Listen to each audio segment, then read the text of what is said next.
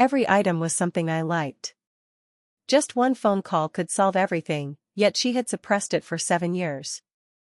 I put the last gift down, got up, and told the butler, "Take everything and sell it. Donate the money to the orphanage immediately." The date of my departure was getting closer and closer. Not knowing when we would be able to meet again, Lucas and Willow had given up all their work to take me all over the city, from the sunset by the sea to the highest point of the Ferris wheel, from the candied haws on the street to the desserts at the high-end restaurant. This was the happiest period in my more than 20 years of life. Willow was placing food into my bowl, also advising me, "Eat more. Once you go abroad, it will be difficult to eat this taste." Although they had arranged for a chef and a helper to go with me, wanting to create the exact same taste in a foreign land was impossible. I obediently nodded, each bite. When I was reborn and back in high school, everyone was fawning over the beautiful, slender cheerleader, Jessica. But my attention was drawn to the quiet girl at my desk, the one practically invisible to the rest of the guys in class. It wasn't just because they'd make her the butt of the joke at the senior prom, it was because I couldn't let her be hurt again. In my previous life, despite becoming a successful businessman, I tragically died in a drunk driving accident. As the doctor was preparing to cremate my body, a woman stumbled into the room. With trembling steps, she approached my lifeless body, tears streaming down her face. Reaching my bedside, she tentatively lifted the white sheet, then collapsed, as if drained of all strength. I felt an unbearable wave of grief emanating from her, but I had no idea who she was. My spirit hovered above, looking at this woman with absolutely no memory of her. Finally, the doctor, voicing my own question, asked, "Who are you?" The woman slowly turned her head, wiped away her tears, and forced a weak smile. "I'm his girlfriend." I was his girlfriend? I was stunned. I'd never married, never even had a girlfriend. The woman, seemingly unwilling to explain further, said in a choked voice, "Could I at least take care of his funeral arrangements?" Those present, perhaps swayed by her sincerity, looked at each other. The doctor hesitated for a moment, then nodded. I was suspended in the air, incredulous. She really wanted to arrange my funeral? Over the next 2 days, I followed her, watching as she finalized arrangements. That night, alone in her cramped apartment, she sobbed throughout the night, clutching her skinny body. The next morning, she took a memorial urn to the river. She stroked a candy wrapper she held as if it was made of gold and stretched out the urn.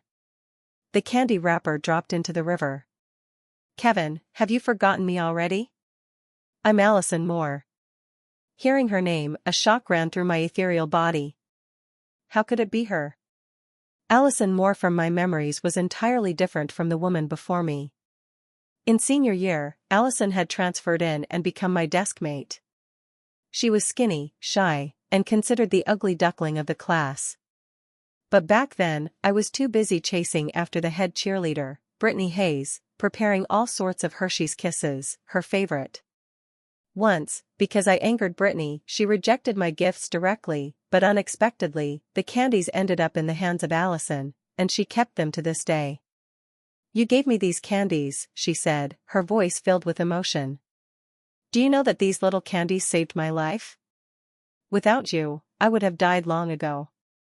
I always thought that when I finally caught up to you, I would confess my feelings. But how could you just die? Why didn't you give me a chance?" Allison's voice was filled with despair. Then she smiled. "But it's okay. I'll come be with you." I realized what she was planning to do. I screamed, but the woman couldn't hear me. Slowly, she took a step forward, a tear escaping the corner of her eye. "Kevin, in the next life, could you maybe look at me a little more?" With that, she jumped into the icy river without hesitation. However, when I opened my eyes again, I was back at the end-of-year assembly. That day, I was holding a bouquet of flowers, ready to confess my feelings to the head cheerleader I had been in love with for 3 years. But, as it turned out, she publicly rejected my confession and walked straight into the arms of a wealthy kid. Having lived through that previous life, how could I repeat the same mistake? So, I gave the bouquet to Ms. Thompson, my guidance counselor. Before Brittany could react, I quickly turned around and stepped off the stage. Brittany, seeing this, looked at me in disbelief. Kevin? What's going on? She couldn't believe that the flowers weren't for her, that he wasn't going to confess his feelings today. How could it be? Brittany muttered. The end-of-year assembly finally ended. On the way back to class, I remembered that it was during this period that Allison Moore would transfer into the class and become my desk mate, a girl who had loved me for many years and was willing to die for me. I wouldn't let her slip away again. Returning to the classroom, the bell rang. Ms. Thompson walked in, her heels clicking, followed by a frail girl who looked like she was made of paper. Today, we have a transfer student joining our class. Her name is Allison Moore. Everyone, please give her a warm welcome. Allison nervously stood on the podium, introduced herself, and was then assigned a desk next to mine by the teacher. I saw her walk over to me, tentatively reaching out a foot, testing the ground. Excuse me, classmate. Is this the right desk? This will be my seat from now on. Hello, I'm your new desk mate, Kevin. Thank you, Allison carefully sat down. She opened her old backpack, took out a stack of books, and quietly began taking notes. I reached into my desk and pulled out my tests covered in red X's, lamenting how terrible my grades were. Only 100 days left until the SATs. I wonder if I can improve. Suddenly, I felt a faint gaze glancing in this direction. I turned my head and saw Allison quickly withdrawing her gaze, looking down and scribbling on her notebook. This girl doesn't seem as suicidal as she did yesterday, but looking at her, she seems to want to look at my test but doesn't dare to ask. This girl is so timid, I thought to myself. I then deliberately pushed the test in between us. Allison, as if discovering a new world, happily smiled. However, after only a moment, I saw my little deskmate frown, seemingly not understanding why there were so many red X's on it. At this moment, I just wanted to find a hole to crawl into, but first, I had to think of a way to improve my grades. Just as school let out, my deskmate ran out. I also prepared to go to the bathroom and see where she was going. At this moment, my best friend, Ethan, seeing this, chased after me. Ethan looked in the direction I was looking and noticed my new deskmate. Dude, have you already shifted your feelings? Anyway, you announced in freshman year that you wouldn't marry anyone but Brittany. Hearing this, I glared at Ethan. Say it properly. What do you mean shifted feelings? I call it turning over a new leaf, stopping in time. Ethan looked at me with a weird expression. Oh my God, don't tell me you actually like Allison? I didn't answer his question, just nodded, watching Allison's figure gradually disappear into the distance. I fell into thought.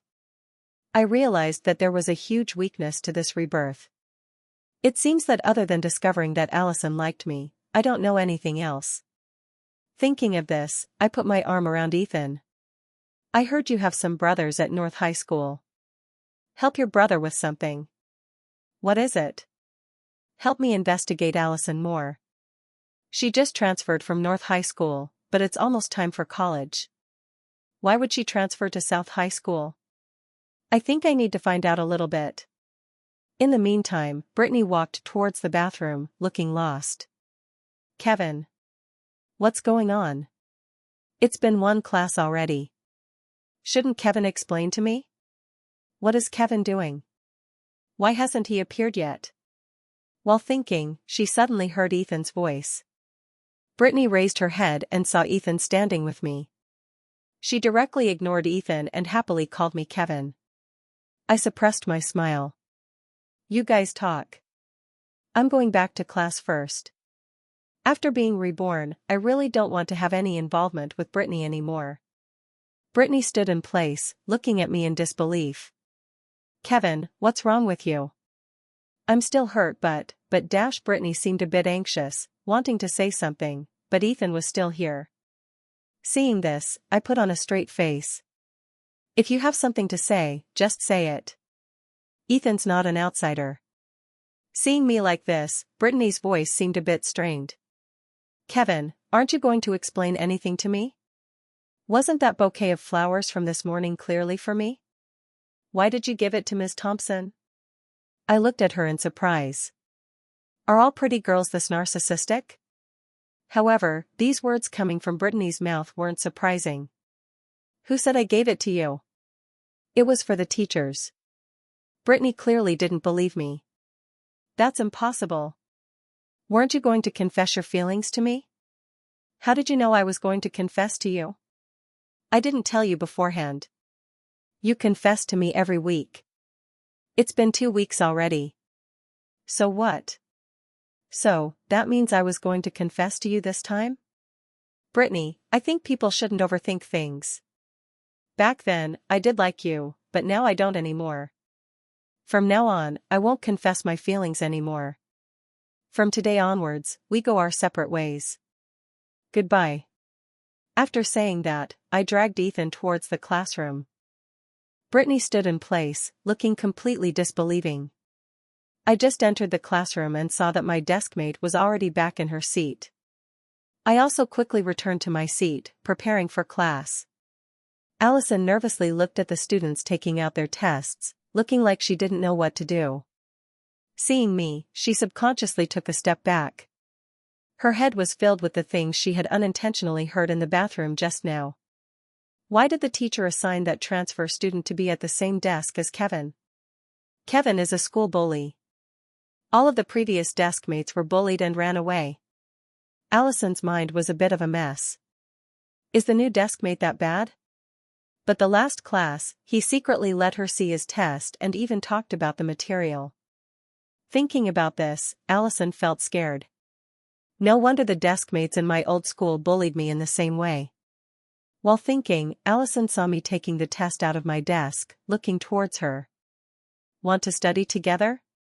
Allison was slightly surprised, instinctively cowering. No, I don't need to. I was curious. New deskmate, why are you even more timid than last class? In the end, the determination to study still won over fear. She cautiously leaned closer to me, but before she could even see a word, she saw me quickly taking the test back. Okay, but I have one condition. Allison was stunned. Wasn't he just saying he wanted to study together? In Allison's mind, countless scenes of being bullied flashed by. She nervously closed her eyes. I'm not watching anymore. I took out a few white rabbit milk candies from my hands. Help me throw these candies in the trash can next to you, okay? Allison exclaimed in surprise, looking completely disbelieving. Throw them away? Yeah, that's all. Is that all you want? That's all. I brought too many today and can't finish them. Allison looked at me in surprise, seeing that I really didn't mean anything else. She then looked down at the candies, still unable to resist reminding me, but these candies are still good. It's too wasteful. However, this was exactly the sentence that I was waiting for. In my previous life, it was today that I gave these candies to Allison. At that time, after being rejected at the assembly by Brittany, she ignored me all morning. Of course, no one wanted the candies in my pocket anymore. At that time, I was annoyed in my heart. As long as I touched the candy, I would remember the scene of Brittany rejecting me. I then took out all the candy, planning to throw it away. Just as I went to the trash can, I heard the first sentence from Allison since knowing her. Classmate, you shouldn't waste it. Stopped by her, I directly threw the candies to her. Then help me get rid of them. Then I went with Ethan to skip class and play games. Therefore, I didn't know why these candies saved Allison's life, but since it saved her life, it must be very important to my deskmate. In this life, I can only find a reason to give her the candies.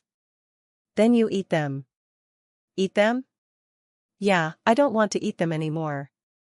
If you don't let me throw them away, then I won't eat them. Allison carefully put the candies in her desk. The goal has been achieved. I didn't bother her anymore, starting to study. The morning passed quickly. Just as school let out, Ethan was planning to drag me to the cafeteria. However, after only walking a few steps, I noticed that Allison didn't move. She didn't even have the intention of taking out her lunchbox, just looking down and fiddling with her textbooks.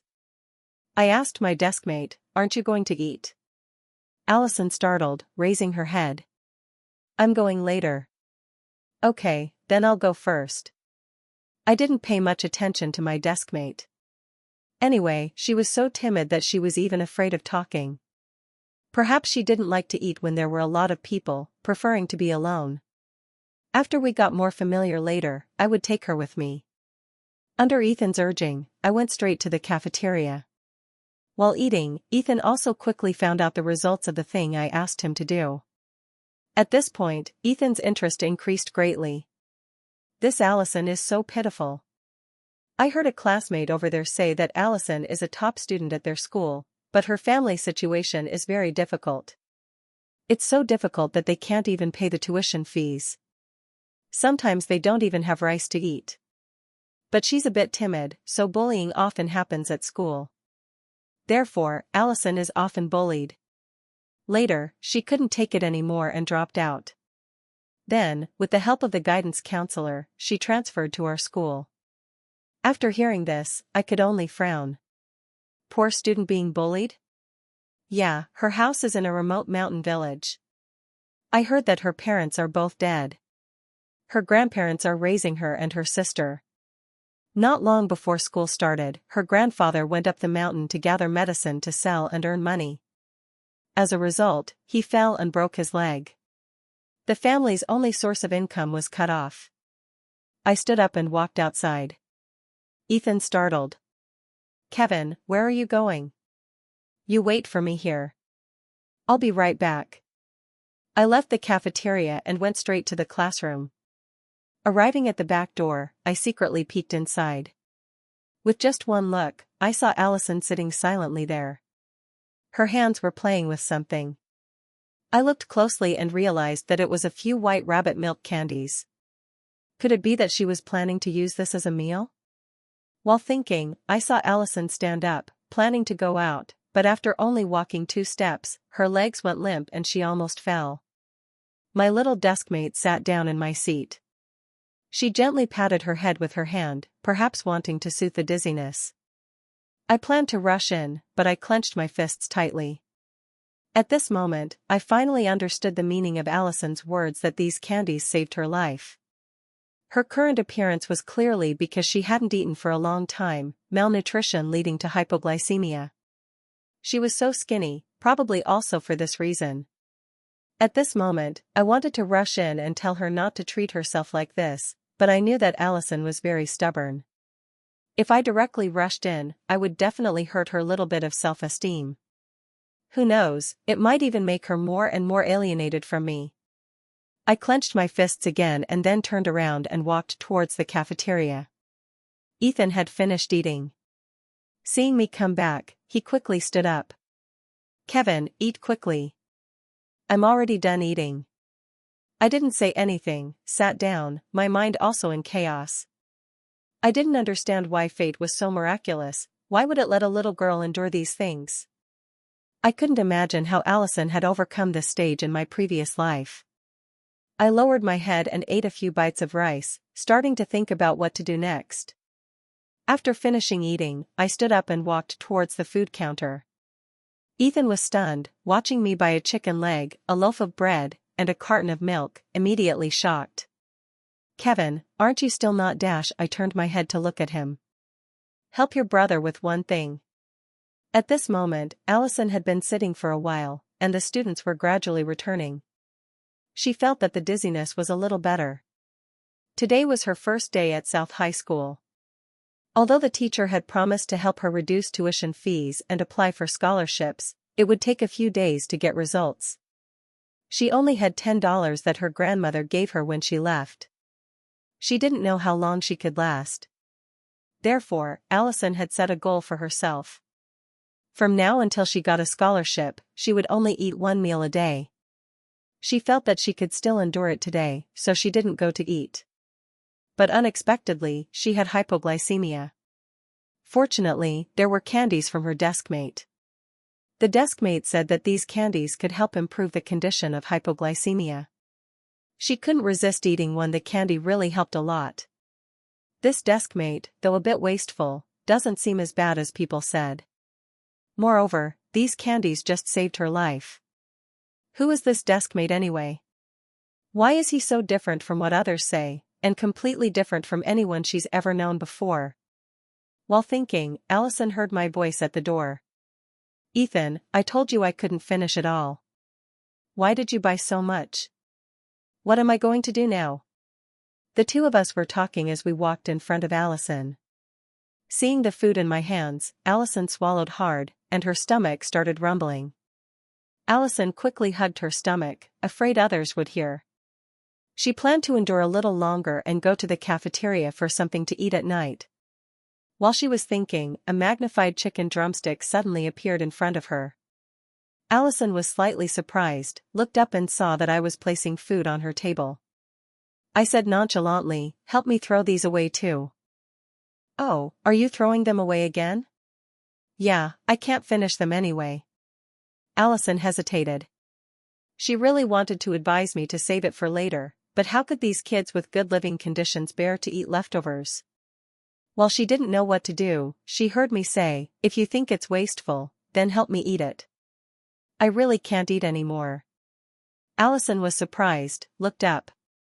No, I can't." "What's wrong with that? Just treat it as doing me a favor." "If my dad knew I was throwing away food, I'd get beaten up." "But..." Before Allison could finish her sentence, I quickly tore open the packaging and held the bread in front of her.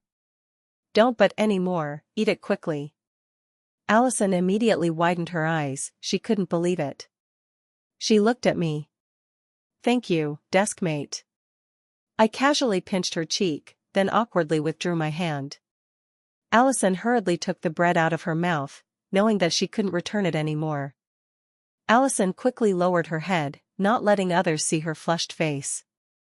"You're the one who should be thanking me," I said, then took a small bite of the bread. Allison felt an unprecedented satisfaction.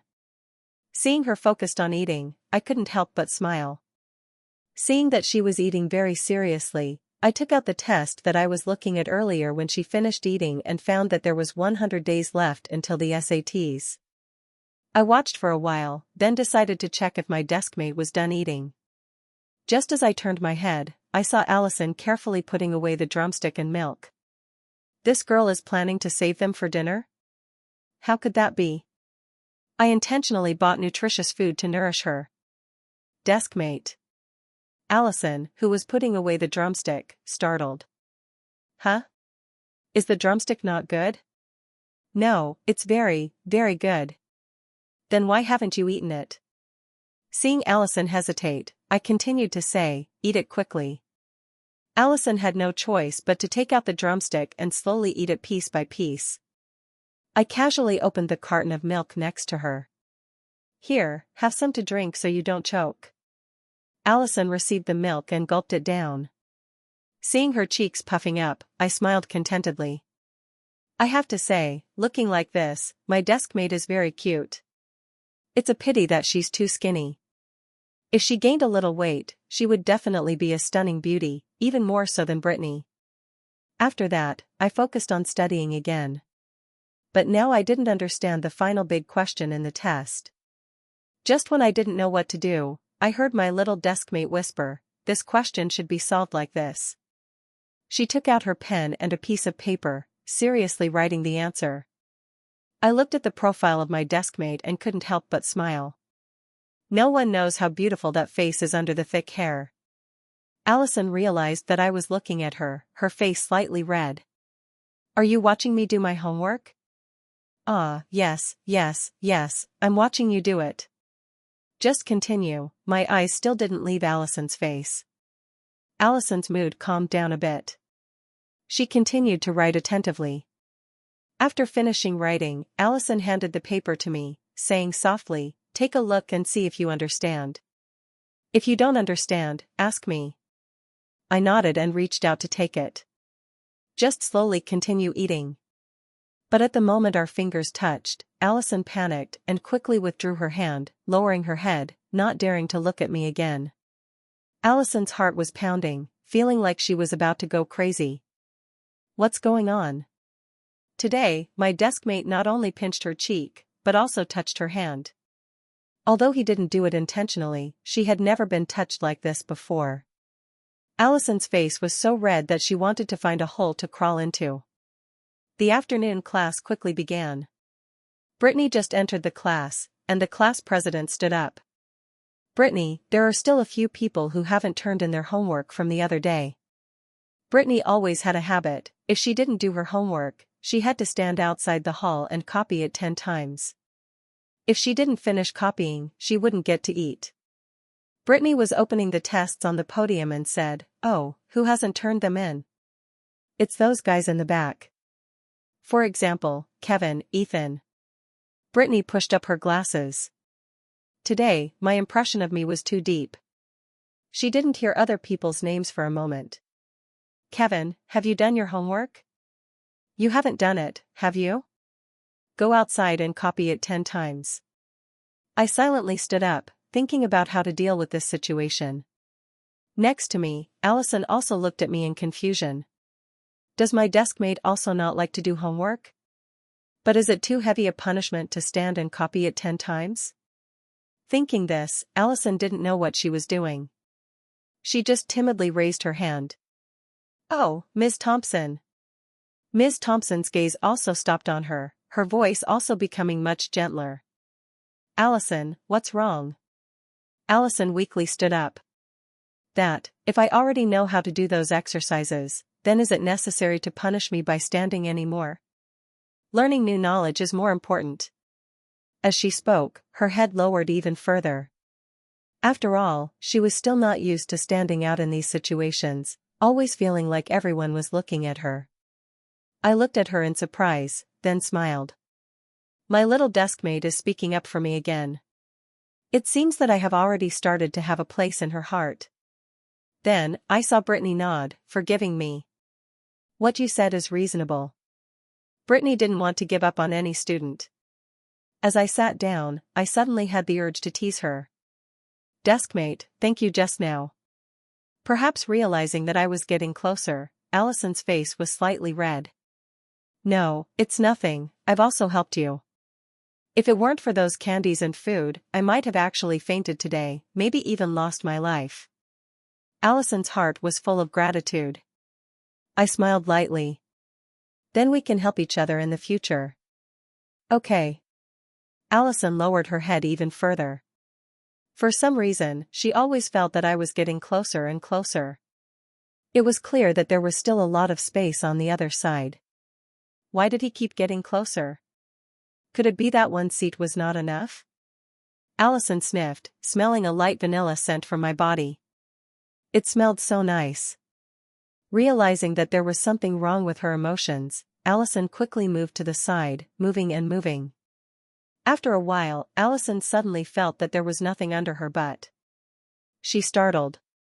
"Oh no, she's about to fall down." Allison desperately closed her eyes. At that moment, she felt her arm being grabbed by someone. I also didn't expect my little deskmate to be so unguarded. I was just joking, but she almost fell down. She really is a silly girl. Fortunately, I was quick to grab her. "Are you okay?" Allison didn't notice my unusual expression. She carefully held on to the table, then quickly withdrew her hand from my hand. After that, she moved closer to me and started to study attentively. After school in the afternoon, I was called to the office by Brittany. I didn't know what Brittany suddenly called me to do, but when I arrived at the office, I saw my dad standing there. After being nagged by Brittany and my dad, I returned to the classroom. When I entered the classroom, I saw that most of the students still hadn't returned. There was only Allison sitting alone in the classroom, her right hand holding a steamed bun that she had already taken a bite out of. I took a deep breath and walked over. Before Allison could react, I snatched the bun in her hand and took a bite. Allison raised her head in surprise, and her whole body stiffened. The place I bit was exactly where she had bitten before. Isn't this the so-called indirect kiss in TV shows? Allison didn't have time to think about why I snatched her bun. She just felt her face burning and her head buzzing. Allison hurriedly lowered her head to hide her expression. Why would someone eat the bun that someone else had already eaten? Deskmate? I said, then intentionally took another bite of the bun. Why is your face so red? Allison immediately lowered her head even further, her whole face almost pressed against the table. At this time, she could almost confirm that her new deskmate was teasing her, but she didn't know how to object. After all, my new deskmate had helped her all day, so teasing her a little was okay, right? No, I'm just. After stuttering for a long time, Allison still couldn't say a word. She took a deep breath and finally regained a little reason. She took the remaining bun next to her and handed it to me. You haven't eaten yet, have you? If you want to eat a bun, I can give it to you. You don't need to snatch it. If it's not enough, I can go to the cafeteria and buy more for you. I didn't stand on ceremony and took it. Sorry, I'm really too hungry. I like to eat steamed buns at the cafeteria. But you don't need to go buy them.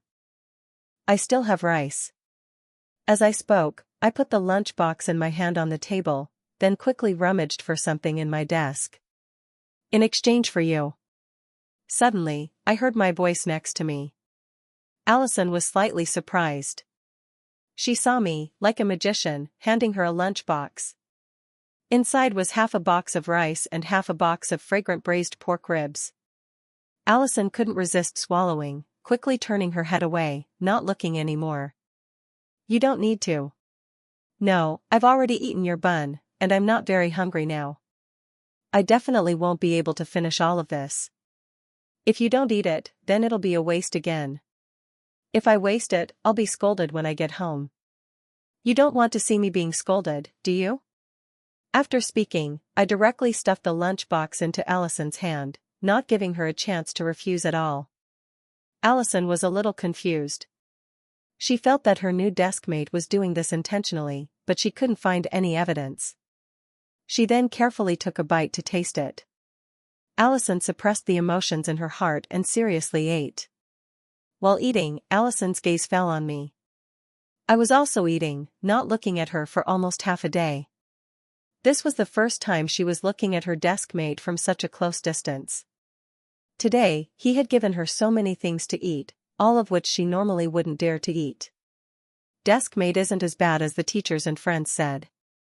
He's really very good. Looking, Allison even forgot to eat. She held a spoonful of rice, just spacing out. Suddenly, a soft laugh came into her ear. Before Allison could react, she heard my voice. She snapped out of it and quickly lowered her head, quickly putting the spoon to her mouth to hide her embarrassment. I'm done for. She was found out by her deskmate. Allison wanted to go crazy. Her small face flushed, her hands also flustered, even a spoonful of rice overflowed. Seeing this, my laughter rang out again. I couldn't help but take out a piece of paper and handed it to her. Little kitten, wipe your face. Allison then realized that there was rice on her face. She immediately wanted to find a hole to crawl into. The evening passed very quickly. Because Allison was a boarder, I went home alone. The next morning, I woke up early on time and went to school. As soon as I entered the classroom, I took out the white rabbit milk candies from my pocket and gave them to Allison. The class in the morning was English, but I quickly discovered a serious problem: I don't seem to know how to read. I had no choice but to ask for help. I looked towards Allison. Deskmate? Allison, who was focusing on studying, looked up from her book. Can you help me with one more thing? Allison was at a loss. Could it be that he was going to force her to eat something again? This morning, she already saw me bring a lunchbox. Although the rice from yesterday was very delicious and the candies were also very sweet, she really didn't want to eat my things every day. Deskmate? I'm not forcing you to eat rice. Then what do you want to do? Allison's face was disbelieving, feeling that some strange idea was about to come out again. I pushed the book closer to Allison. I don't know how to read. Allison put down her book and pulled my book over. Then you read after me, okay? After class, I looked at my little deskmate, whom I had tricked into eating 2 meals and a handful of candy yesterday. Today, she was clearly smarter than yesterday. Today, I had to think of a way to trick her into eating rice. Kevin. Allison's voice suddenly rang out. What's wrong? I have money today. Ms. Thompson gave me $100 this morning. You don't need to give me food. She also said that she would support her with $100 more each month. She was waiting to earn money after the SATs and pay Ms. Thompson back. Ms. Thompson is really enthusiastic, I couldn't help but think to myself. Then how would I get close to my little deskmate? What did you say? I said Ms. Thompson is really good.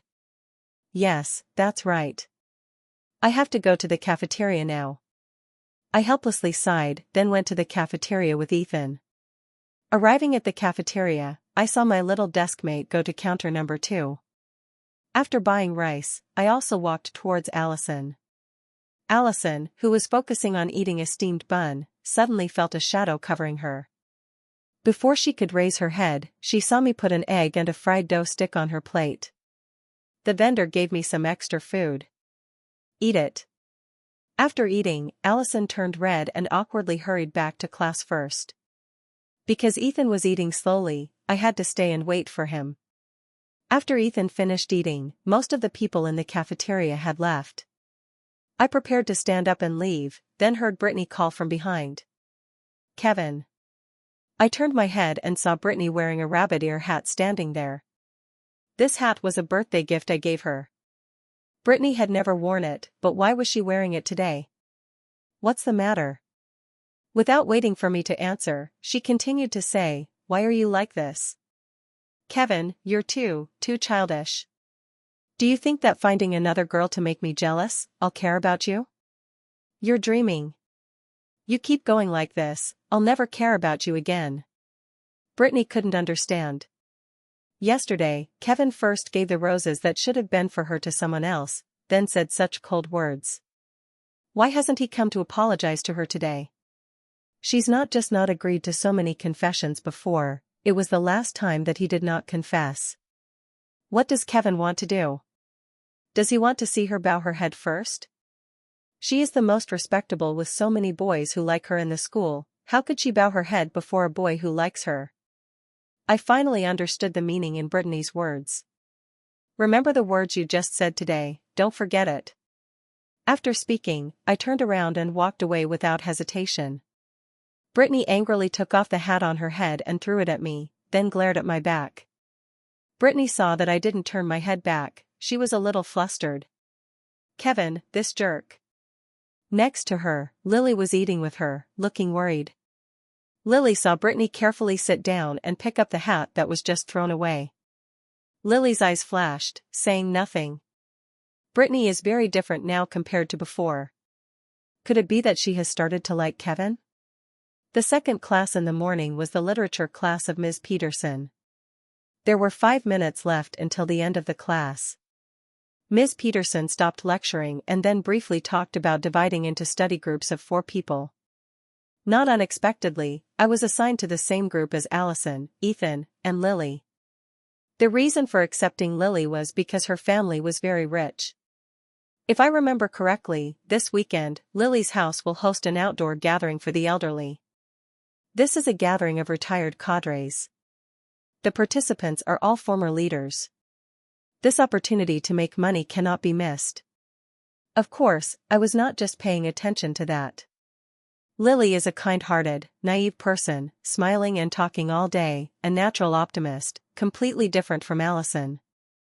Perhaps this personality can help improve Allison's social anxiety. Allison also deserved to have her own friends. Afterwards, I told Lily about my intention to go to her house this weekend. Lily blankly thought for a moment, then agreed. At lunchtime, I stood in the cafeteria, holding the rib lunchbox, feeling very awkward. Now that my deskmate had started to eat on her own, if I showed up with a lunchbox like this, it would seem a bit redundant. While I didn't know what to do, I saw Ethan waving his lunchbox frantically.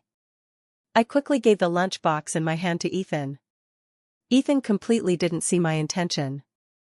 In his eyes, there was only the ribs that suddenly appeared in his hand. I also achieved my goal of sitting across from Allison and successfully sharing the chicken piece on my plate with her. Allison hesitated slightly.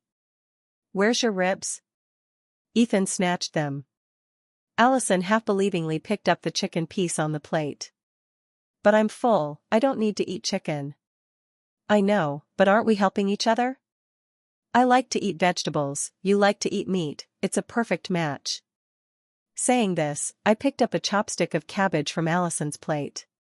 Allison stared blankly at me for a moment. Seeing that I was eating very happily, she had no choice but to lower her head and continue eating.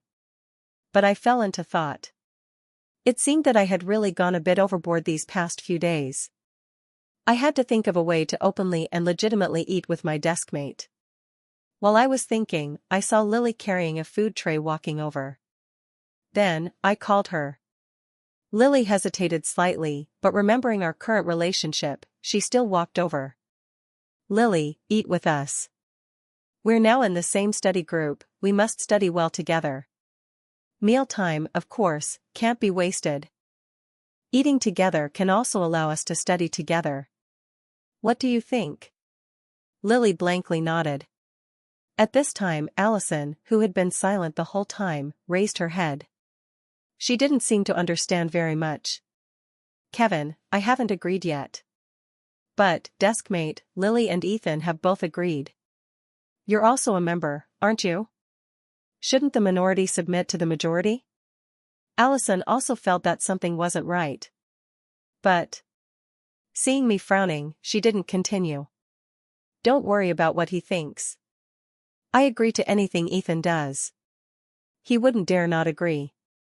Allison silently lowered her head again. Lily, who couldn't get a word in, was completely confused. Why did she feel like she had just been taken advantage of? After thinking for a long time, she still didn't understand. In the end, she decided to give up. Evening self-study was the free revision time for the seniors. Because study groups were divided, the class president suggested that each group could gather together for self-study. Lily spent a very confusing week. Every time it was time for group study, she would see me and Allison studying very hard. After studying with the group for a week, Lily finally felt like a burden had been lifted and returned home. After returning home, she also told her parents about me. Although they didn't agree at first, under her coquettishness, her parents also agreed. The next day, I went to Lily's house as planned. Then, relying on my memories from my previous life, I earned $2,000. Although I only helped Lily's dad with a small matter, this $2,000 was a large amount of money, given her $400 monthly allowance. At noon, I went to school, planning to find Allison. Because her house was far away, she also stayed at school on the weekends. I stood under the girls' dormitory and waited for a while. Finally, I met a classmate. Under the classmate's shocked eyes, I asked her to call Allison. Allison, hearing that I was looking for her, quickly put on her shoes and ran out. After running for a while, she hurried back to get her bag, placed it next to her bed, and then ran out again. "It's too cold outside, waiting for so long, Kevin will catch a cold." Allison sped up. When Allison came outside, she didn't see me anywhere. She only saw a group of girls surrounding someone a few meters to the left. There were too many people, so Allison couldn't see the boy in the middle. But she was a little doubtful. Could there be a handsome guy who was more handsome than Kevin? Allison seriously recalled my appearance in her head, and still felt that besides my messy hair, there was no other guy who was more handsome than Kevin. Therefore, she didn't care anymore. Allison looked around. "Where's Kevin? Didn't he say he was coming to find me?" While thinking, Allison suddenly felt someone putting a coat on her shoulders. Allison saw such a clean and handsome boy for the first time. She stared blankly, not knowing how long had passed before she felt someone gently tapping her head. A soft laugh followed. "Why are you so silly? Coming out without wearing a jacket, it's so cold." Allison then realized that she had run out too hastily and didn't wear a jacket. The action I had just made of putting the coat on her also allowed her to feel the gentle breath on her face. Allison's head felt like it was about to explode. She flusteredly took a step back, her face as red as an apple. I don't need it, I'm not cold. As soon as she finished speaking, she shivered from the cold. As expected, a laugh came from above again. Don't be silly, quickly put it on, otherwise you'll catch a cold now. Allison now only felt the hot gazes wanting to burn her. Her head lowered even further. I'll put on the coat now. You wait for me for a bit. She flusteredly escaped from my arms, but after only walking 2 steps, she remembered something and panic-strickenly turned her head back. This, for you. She handed the bag in her hand to me, then ran away.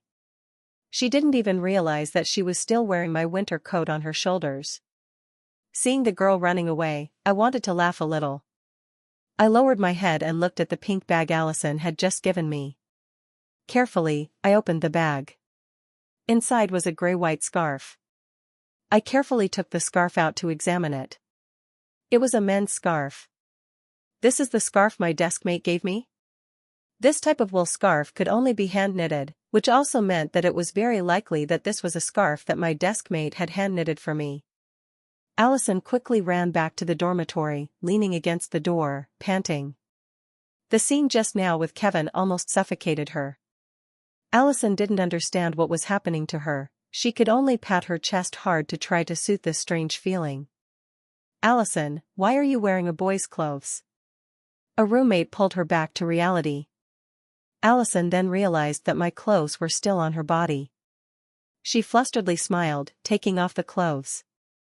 She wanted to explain, but didn't know where to start. Her roommate looked at her meaningfully.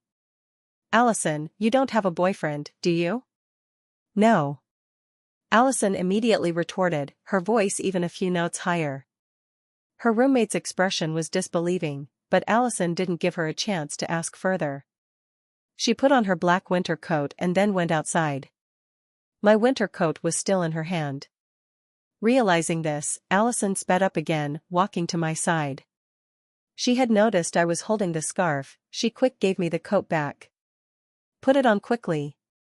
Why aren't you wearing the scarf? You'll catch the cold. I said I'm not cold, she said you were going to catch a cold then you should wear the scarf while wrapping the scarf around me. When she finished, now it's cold again for you. Allison was about to start talking, when she noticed and got back to the topic at hand that, you have always taken care of me with food and snacks every day, I couldn't figure out how to repay so I was knitting a scarf to thank you. Now there was slight snow, but she didn't realize it because she was busy in her own thought. So Allison asked, do you want a scarf? I was so glad and felt I'm the luckiest one. No, you should raise head when offering. Saying that I helped her. And from the past memories there was no more feeling. We started going together towards the bus stop. And she was looking at the ground again to see the weather and was happy. I hold her hands and she got shocked. And asked what you were doing. There was a big love and warmth and she hugged you so tight. It's like for a long time ago. She opened her feelings and asked I'm ready to be with you, I accept you and love you. We can get married. I didn't get what was going on and I was smiling like an idiot. Allison also deserved to have friends of her own. Later, I mentioned to Lily my intention of going to her house this weekend. Lily blankly thought for a moment, then agreed. At lunchtime, I stood in the cafeteria, holding the rib lunchbox, feeling very awkward. Now that Allison had started eating on her own, showing up with a lunchbox like this would seem a bit redundant. While I didn't know what to do, I saw Ethan waving his lunchbox frantically. I quickly gave the lunchbox to Ethan, who, oblivious to my intentions, was only focused on the ribs suddenly in his hands. I achieved my goal, sitting across from Allison and successfully sharing the chicken piece on my plate. Allison hesitated slightly. Where are your ribs? Ethan snatched them. Allison, half believing, picked up the chicken piece. But I'm full, I don't need chicken. I know, but shouldn't we help each other? I like vegetables, you like meat, it's a perfect match. I grabbed a chopstick of cabbage from her plate. Allison stared blankly, then continued eating, while I pondered. I'd been too forward lately. I needed a legitimate way to eat with Allison. As Lily walked over with her tray, I called her over. Lily, eat with us. We're a study group, we must study hard together. Mealtime shouldn't be wasted. We can study together too. What do you think? Lily blankly nodded. Allison, silent until now, looked up, seemingly confused. Kevin, I didn't agree. But Ethan and Lily did. You're a member, aren't you? Shouldn't the minority follow the majority? Allison felt something was off but remained silent. Lily, unable to get a word in, felt used. She gave up trying to understand. Evening self-study was a time for seniors to review. The class president suggested groups meet. Lily found the week disorienting. Every group study session, Kevin and Allison studied diligently. After a week, Lily felt relieved to go home. She told her parents about me. They initially disapproved, but she persuaded them. The next day, I went to Lily's house. Using my past life memories, I earned $2,000. Although it was a small job for Lily's dad, $2,000 was a lot, considering Lily's $400 monthly allowance. At noon, I planned to find Allison, who stayed at school due to her remote home. I waited under the girls' dorm. A classmate, shocked, called Allison. Hearing I was looking for her, Allison quickly put on her shoes and ran out. Realizing she'd forgotten her bag, she ran back. It's cold outside, Kevin will catch a cold, Allison sped up. Arriving, she didn't see me, but a group of girls surrounded someone a few meters away. She didn't see the guy in the middle, but wondered if he was as handsome as Kevin. Allison seriously considered my appearance and felt no guy was more handsome. She ignored the group, looking around. Where's Kevin? He said he'd find me. Suddenly, someone draped a coat over her shoulders.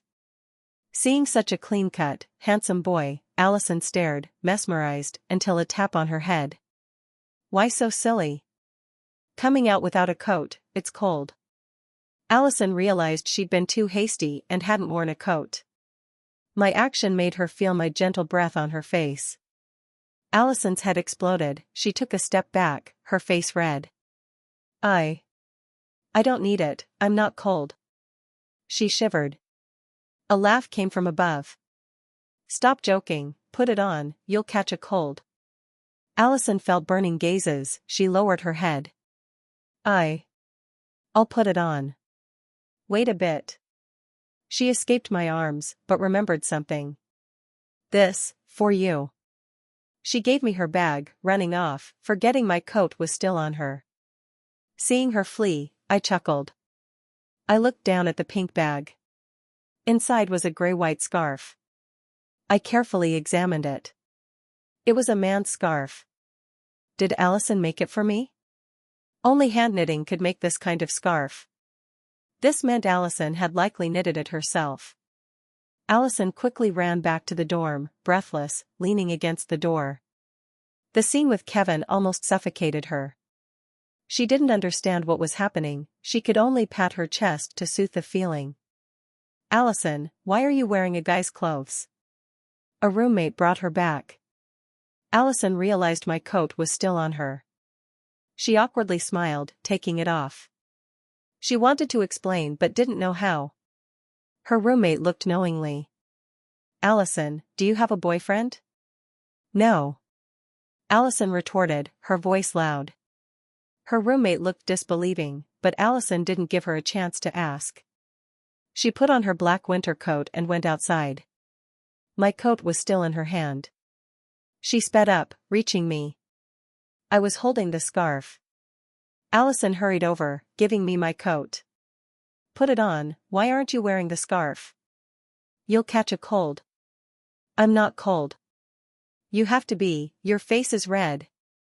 Allison wrapped the scarf around me, then held it out. I didn't take it, staring at her. She started to blush. You've given me so many meals, snacks every day. I didn't know what you wanted, so I thought of knitting you a scarf, hoping you could use it since it might snow today. But I didn't finish in time. Now the snow seems to have stopped. She stopped, not daring to look up. She held out the scarf. Kevin, do you want it? After a long pause, Allison saw I wasn't taking it. She panicked. Maybe winter was over and I didn't need a scarf. If you don't need it. Who said I don't want it? She heard. You should look up when giving someone a gift. I made her look up, she saw my eyes sparkling. Put it on me, I said. Allison stared, her mind blank. Put it on me. Don't you want to give me the scarf? I'm cold, help me put it on. Allison instinctively wanted to refuse, but swallowed the words. She'd never put a scarf on anyone. It was too intimate. But if it was Kevin, it was okay. He was always willing to give her candy, chicken, bread, encourage her studies to get into college. Allison slowly took a step closer. As she approached, her heart raced. Reaching me, she saw I'd slightly lowered my head, making my face closer to hers. Allison instinctively held her breath. Don't get so close, I can't breathe. It was weird. How can I put on the scarf if I don't get close? My tone was playful, but Allison couldn't refuse. She quickly wrapped the scarf around my neck, then stepped back, having completed a difficult mission. I laughed. I'd never received a gift this precious, not even expensive ones. I ruffled Allison's hair. It's snowing, want to take a walk? Allison thought, then nodded. I walked ahead, Allison followed. I tried to walk next to her, but whenever I slowed, Allison did too. I didn't want to force her. We'd just started being close, I couldn't be hasty. If I scared her, it'd be worse. This was our first date. Allison was tense. She'd never walked around with a boy. It felt strange. It was cold, she shivered. She wanted to keep walking with me, but couldn't take it. She was thinking of an excuse to go back when I stopped at a stall. I picked up a pink white hat, looking at her. Allison's mind reeled. Kevin, you want to buy this? Amused, I looked at her red face. Yep. Allison blankly looked at me. For me? I put the hat in her hand. Allison, confused, wondered why I'd buy a girl's item. Was it for a girl he liked? The thought made her uncomfortable. She didn't know why, her chest felt tight. She sniffed, shyly asking, it might be too small, it might not fit. You could give it to another girl. I put the hat on her head. Her body trembled, a strange feeling spreading. Her mind went blank, her face burned. I looked at her blank expression and laughed.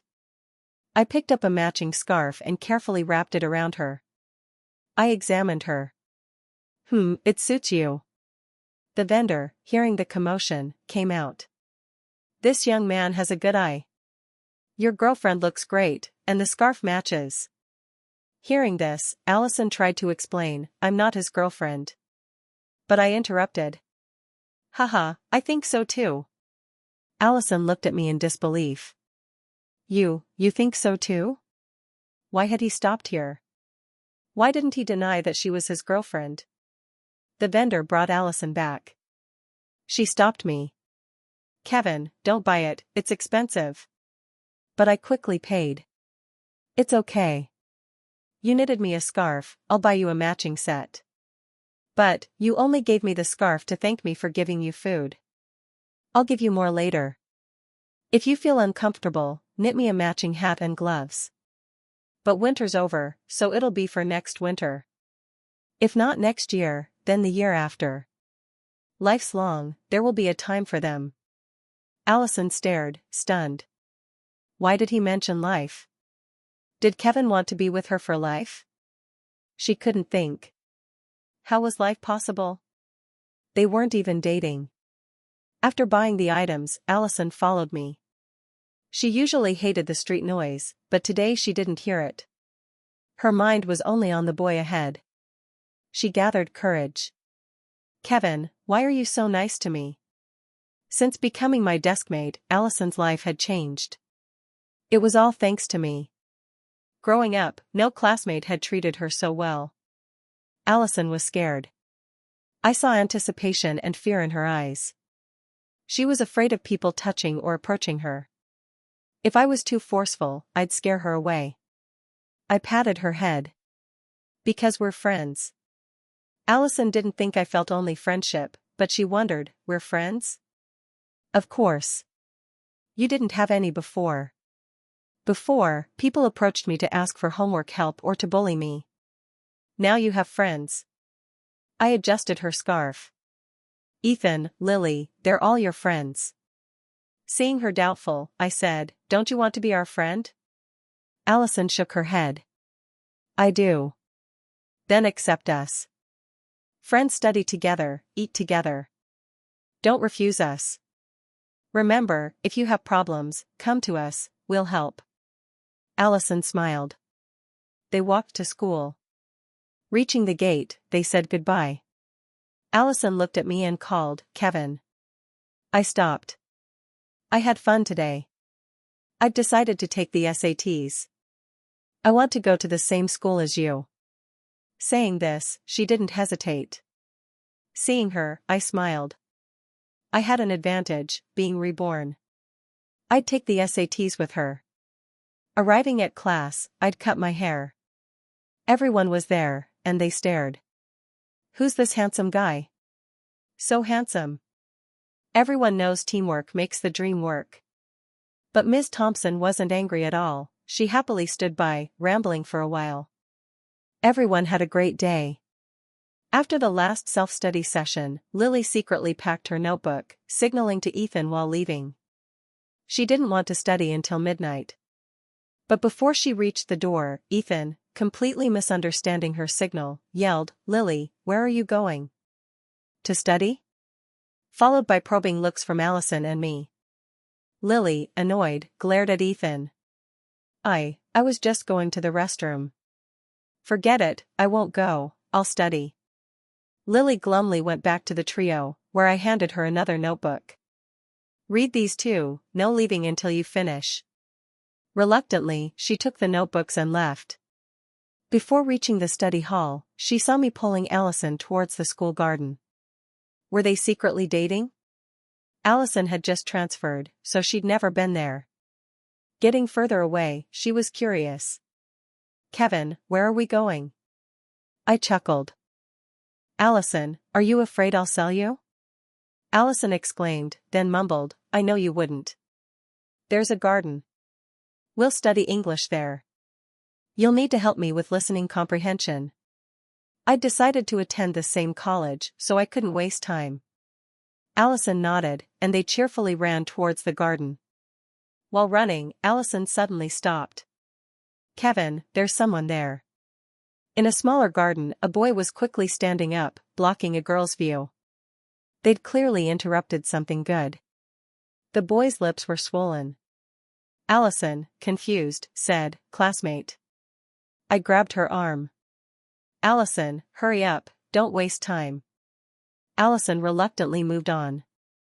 Arriving at the garden, I stopped. Allison, out of breath, looked at me. Kevin, weren't they studying?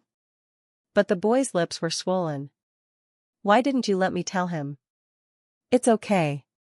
Maybe he ate a hot sweet potato. But. I interrupted. An hour passed, and I'd finally finished asking Allison thousands of questions.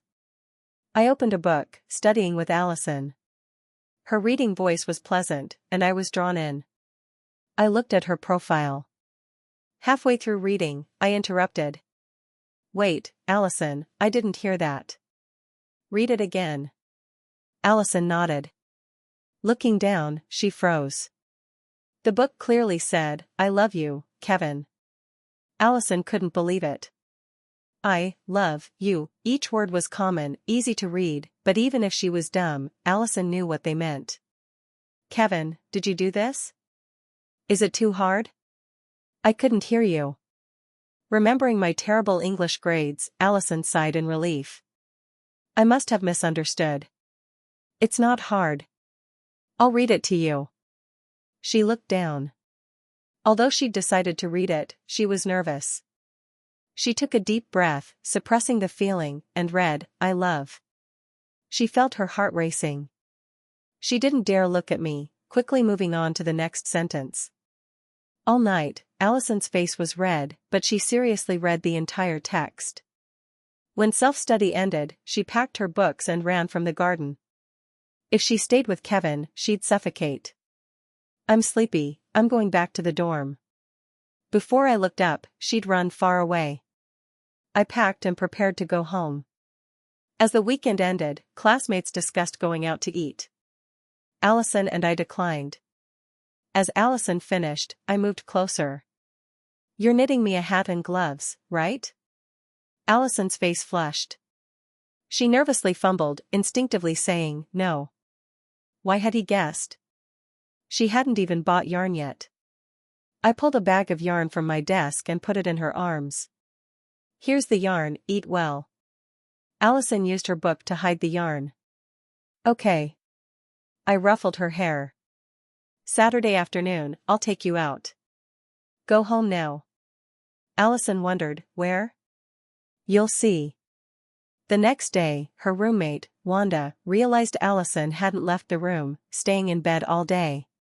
Wanda, buying lunch at the cafeteria, found Allison still busy. You're knitting gloves? It's mid-March, no need for gloves. Wanda thought, then remembered Allison knitting a men's scarf the weekend before. The scarf had vanished by Sunday afternoon. Was she busy again? Wanda had a thought. She leaned closer. Allison, do you have a boyfriend? Whenever relationships were discussed, Allison blushed, but today, she didn't react. Was she daydreaming? Wanda looked at the gloves. They were big, clearly men's. She spoke into Allison's ear. Allison. Startled, Allison hid her knitting needles. Wanda, what? What am I doing? Shouldn't I be asking that? She was knitting for her boyfriend, right? No. Allison denied, but her face was red. She lowered her head, trying to convince herself. I don't have a boyfriend, I'm knitting for my little brother. Everyone knew Allison had a brother. Wanda nodded, half believing. Okay, I thought there was something interesting. She handed Allison bread. You're busy, you haven't eaten.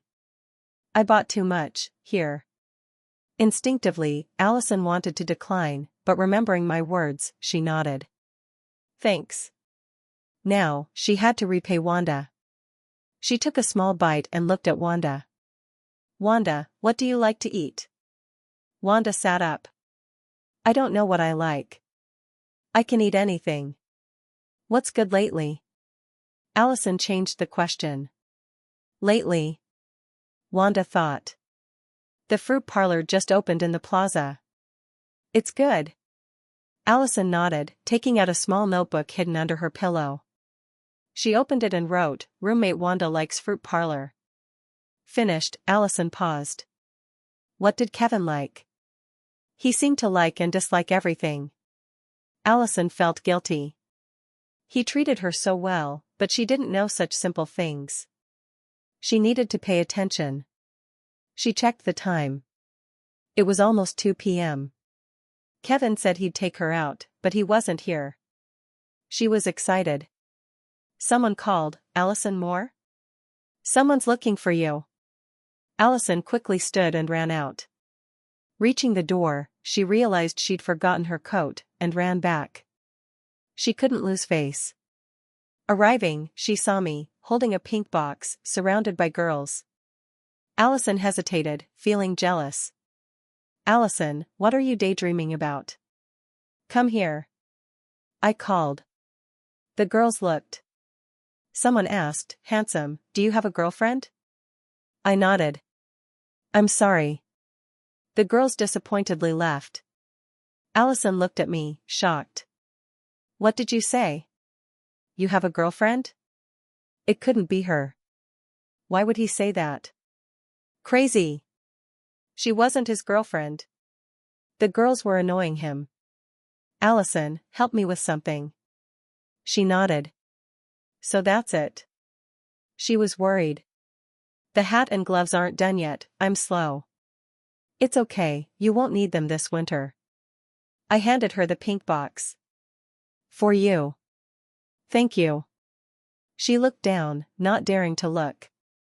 Amused, I said, aren't you going to open it? Allison opened the box, smelling yogurt and fruit. She looked at me. Fruit parlor? I was surprised. You know about it? Wanda just told me. Lots of people at school know about it. She remembered something. Wait. She ran back to the dorm. Wanda, buying an apple, saw Allison run in, give her the box, and run off. I saw Allison return, empty-handed. Where's the fruit? I gave it to Wanda. She gave me bread, I asked what she liked, and she said the fruit parlor. I stared, dumbfounded. She'd really listened.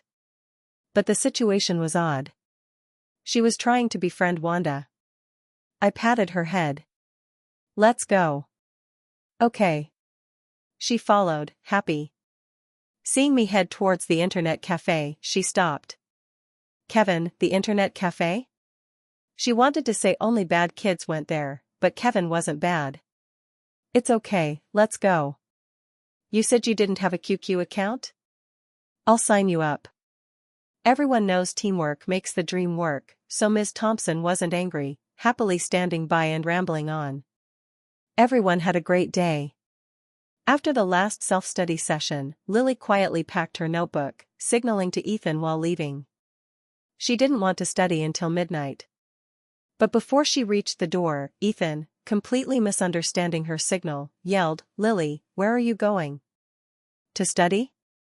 Followed by questioning looks from Allison and me. Lily, annoyed, glared at Ethan. I was just going to the restroom. Forget it, I won't go, I'll study. Lily glumly went back to the trio, where I handed her another notebook. Read these too, no leaving until you finish. Reluctantly, she took the notebooks and left. Before reaching the study hall, she saw me pulling Allison towards the school garden. Were they secretly dating? Allison had just transferred, so she'd never been there. Getting further away, she was curious. Kevin, where are we going? I chuckled. Allison, are you afraid I'll sell you? Allison exclaimed, then mumbled, I know you wouldn't. There's a garden. We'll study English there. You'll need to help me with listening comprehension. I'd decided to attend the same college, so I couldn't waste time. Allison nodded, and they cheerfully ran towards the garden.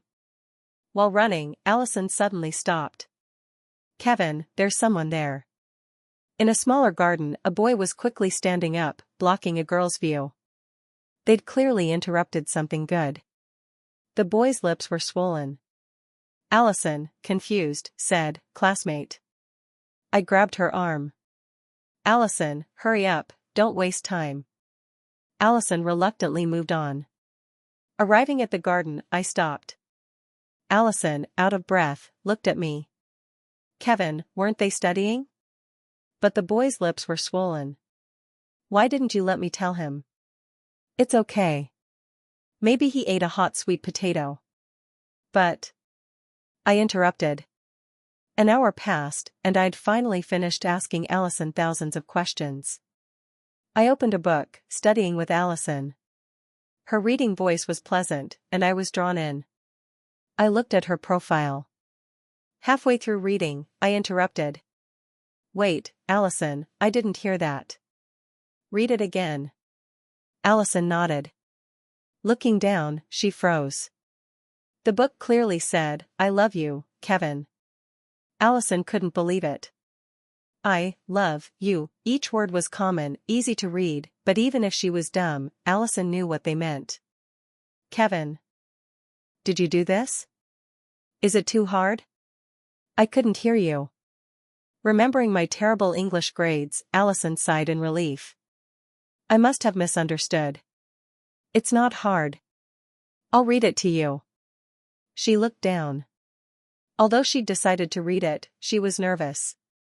She took a deep breath, suppressing the feeling, and read, "I love." She felt her heart racing. She didn't dare look at me, quickly moving on to the next sentence.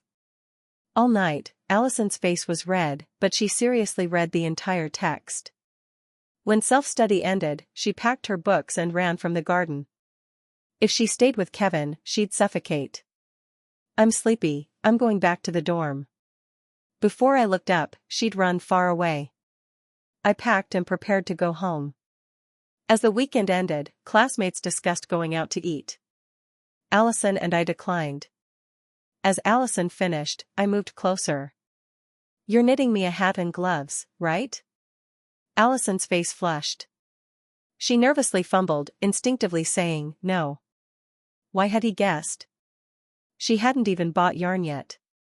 I pulled a bag of yarn from my desk and put it in her arms. "Here's the yarn, eat well." Allison used her book to hide the yarn. "Okay." I ruffled her hair. "Saturday afternoon, I'll take you out." "Go home now." Allison wondered, "Where?" "You'll see."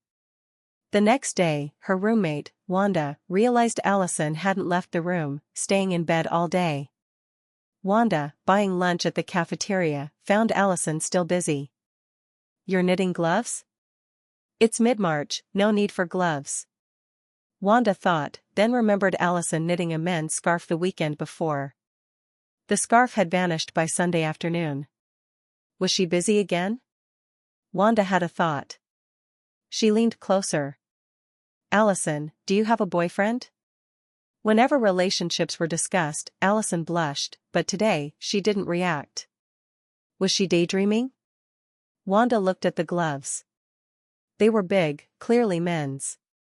She spoke into Allison's ear. "Allison." Startled, Allison hid her knitting needles. "Wanda, what? What am I doing? Shouldn't I be asking that?" She was knitting for her boyfriend, right? "No." Allison denied, but her face was red. She lowered her head, trying to convince herself. "I don't have a boyfriend, I'm knitting for my little brother." Everyone knew Allison had a brother. Wanda nodded, half believing. "Okay, I thought there was something interesting." She handed Allison bread. "You're busy, you haven't eaten." "I bought too much, here."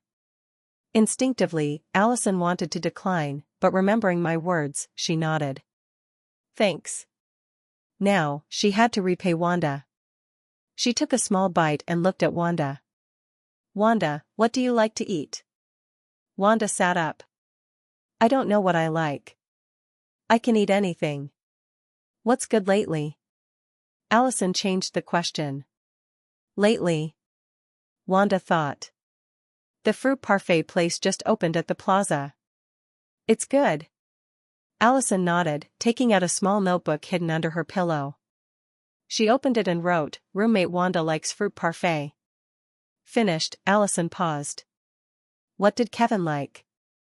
"He seemed to like and dislike everything." Allison felt guilty. He treated her so well, but she didn't know such simple things. She needed to pay attention. She checked the time. It was almost 2 p.m. Kevin said he'd take her out, but he wasn't here. She was excited. Someone called, "Allison Moore?" "Someone's looking for you." Allison quickly stood and ran out. Reaching the door, she realized she'd forgotten her coat, and ran back. She couldn't lose face. Arriving, she saw me, holding a pink box, surrounded by girls. Allison hesitated, feeling a little jealous. "Allison, what are you daydreaming about?" "Come here." I called. The girls looked. Someone asked, "Handsome, do you have a girlfriend?" I nodded. "I'm sorry." The girls disappointedly left. Allison looked at me, shocked. "What did you say? You have a girlfriend?" It couldn't be her. Why would he say that? Crazy. She wasn't his girlfriend. The girls were annoying him. "Allison, help me with something." She nodded. So that's it. She was worried. The hat and gloves aren't done yet, I'm slow. It's okay, you won't need them this winter. I handed her the pink box. For you. Thank you. She looked down, not daring to look. Amused, I said, aren't you going to open it? Allison opened the box, smelling yogurt and fruit. She looked at me. Fruit parfait? I was surprised. You know about it? Wanda just told me. Lots of people at school know about it. She remembered something. Wait. She ran back to the dorm.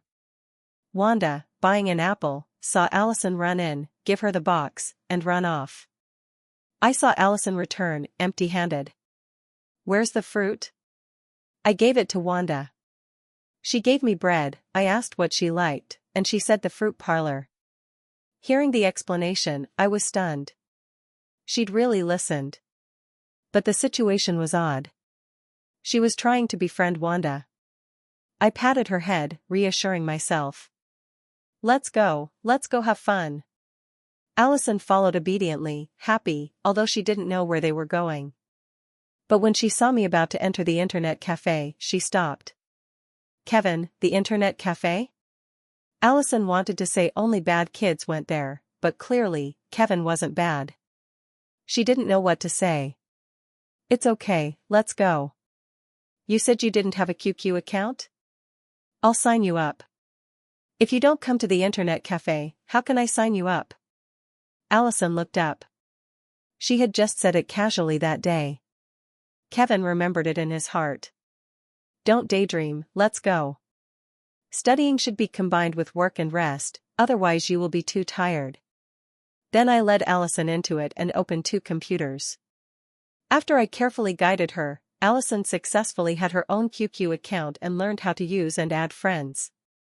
An hour passed quickly, and Allison learned almost everything. After shutting down the computer, Allison was wondering if she should go back to school when she heard my voice. Classmate, help me buy a gift. Tonight, Aunt Cheen's daughter, that is, my future younger sister, will come home for dinner. It's the first time we're meeting, as an older brother I have to give her a gift. With this reason, Allison could not refuse. Near the entrance of the pedestrian street, I saw Ethan and Lily, each holding 2 portions of fruit parfaits, strolling leisurely. Seeing us, Ethan jumped cheerfully to run over. Brother Kevin, Allison, you 2 are also here. Where are you planning to go? I pointed to the fruit parfait in Ethan's hand. Ethan is too greedy. School will start tomorrow, so today I have to eat a lot. Without being polite, I took a portion from Ethan's hand. Okay, you guys go back, I'll take revenge for this portion. Ethan had to leave depressed, grumbling as he walked. Why didn't you take it from Lily? Lily slapped his back hard. I'm not as fat as you. Allison looked at the fruit parfait in her hand, slightly stunned. Kevin, that's not very good. What's not good? If Ethan doesn't lose weight, it won't be good for his health. You can eat with peace of mind. Allison had to accept it and thought that she would buy Ethan a chicken leg for dinner tomorrow. Why is this box white? The one Kevin gave me this morning was clearly pink. Maybe the batch was changed. Allison carefully opened the box and the yogurt inside made her stunned. Kevin, this is not the Star brand. Allison felt that something was not quite right, but she could not say what was not right. What? Is that all? How could I fool you, classmate? Eat quickly. Allison half-believingly nodded, and she used a small spoon to take a spoonful and eat seriously. Obedient, right? Allison nodded vigorously. After she ate a few bites, I couldn't help but laugh, and Allison, who was eating intently, was a little confused. She stopped and looked at me seriously. What's wrong? I took a step forward and raised my hand. Don't move, there's yogurt on your face. Allison, who was about to step back, stood still. She felt my hand stroking towards her mouth, and at that moment, Allison didn't know where the strange thought came from, and she suddenly stuck her tongue out and gently licked the yogurt on the spot where I had just touched. The yogurt that was stuck on my face was probably in that position. However, immediately afterwards, she felt a strange feeling on her lips, as if the tip of her tongue had touched my finger. Allison took a step back in panic. I didn't do it on purpose. It's okay, it was cleaned up just now. I pulled my hand back, gently rubbing my finger out of her sight. The tongue of my little desk mate was soft and there was an indescribable feeling. At that moment, I almost lost my composure. Allison hurriedly lowered her head, not daring to look at me again, and she was about to go crazy. What was I doing? That's Kevin's hand. What are you daydreaming about, classmate? The voice next to me brought Allison back to reality, and she hurriedly lowered her head even lower. Oh no. Oh no. I can't believe this happened. At last, after finishing the fruit parfait, Allison tentatively raised her head. Let's go. As if nothing had happened. I walked behind Allison and led her around, thinking about what to buy. While walking, I noticed that my little desk mate stopped in front of her. In front of her was a small hairpin stand with various kinds of hair clips. Allison's eyes stopped at a strawberry-shaped hairpin. Do you want to buy it? My voice rang next to Allison's ear, and Allison hurriedly shook her head. No. It's very expensive, it costs $2. It's too expensive, Kevin, let's go. I nodded, but when Allison just turned around, I quickly signaled the owner of the stall to put the money next to the hairpin, then took the hairpin and put it in my pocket. A minute later, Allison was standing in front of a large stall selling stuffed animals. I walked to her side, and she also stopped. The two looked at the big, gangster rabbit hanging in the middle at the same time. When the stall owner saw us, he happily greeted us with a smile as bright as a flower. Little girl, you have a good eye. This is the best-selling item in my store. Today's promotion is only $45. Just, let him buy it for you. Allison almost instinctively shook her head. No, it's not buying it for me, it's buying it for his younger sister. The stall owner looked at me doubtfully. Seeing this, I took the gangster rabbit in the stall owner's hand with amusement. Uncle, $30 for one, will you sell two or not? Without speaking, I gave the stall owner $100. Receiving the gangster rabbit, I quickly handed one to Allison. This one is for you, consider it a reward for going out with me today. The one in your hand is a gift for your sister, isn't it? You shouldn't. Don't but, otherwise, I won't take you out. Allison had to shut up. After buying the gangster rabbit, Allison and I went back to school together. At the school gate, Allison lowered her head and said, Hurry back, it's almost dinner time. It's the first time you are meeting your sister, and it will not be good if you are late. Well, I am going back to the dormitory first. Allison hugged the gangster rabbit tightly in her arms, bit her lip, turned and walked into the school. At that moment, she heard my voice calling classmate. Allison turned her head doubtfully, and saw me raising my hand, and quickly tucked her hair to the side, then raised the other hand and put something on her. Allison's eyes widened in surprise. It was the pink strawberry hairpin. When did you buy it? I bought it casually when passing by just now, but... Allison planned to take off the hairpin, but I stopped her quickly. Don't move. I looked at Allison seriously. Her long eyelashes under her forehead flickered, and I couldn't help but take off her glasses. At that moment, my heart beat faster and there was a feeling like it was the first time I had fallen in love. Allison realized that I was staring at her, and she instinctively touched her face. What's wrong? Is there dirt on my face? Classmate, do you really not know how bad you are being? Finally, I put her glasses back on. Just like this, just wear them like this from now on. Why? Because you look so beautiful that way. Listen to me, okay? Well, okay, I'm going now. Allison hugged the gangster rabbit and quickly ran towards the school gate. Where I couldn't see her, I then went to and leant against a wall, all alone. Her heart thumped, and she desperately tried to hide her face with the rabbit, but it was no use. What was I doing? Why was my heart beating so fast when I was near Kevin? It was totally out of control. Today, he gave me gifts, a gangster rabbit and a strawberry hairpin. They were things I'd wanted for so long but never dared to buy. Allison took the hairpin off, carefully touching its surface and then, without thought, putting it to her lips. Realizing what she'd done, she crammed the hairpin into her bag and took a deep breath to try to calm down but, after a moment, came across another issue. The hairpin was small so easy to hide, but what about the rabbit? She couldn't simply carry this gigantic thing to the dorm? Near instinctively, she took off her coat, stuffed the rabbit inside, and marched off towards her dorm. Wang Xiaohua was bored and didn't know what to do. She saw Allison coming carrying a huge bag. "Allison," she said. "What are you carrying?"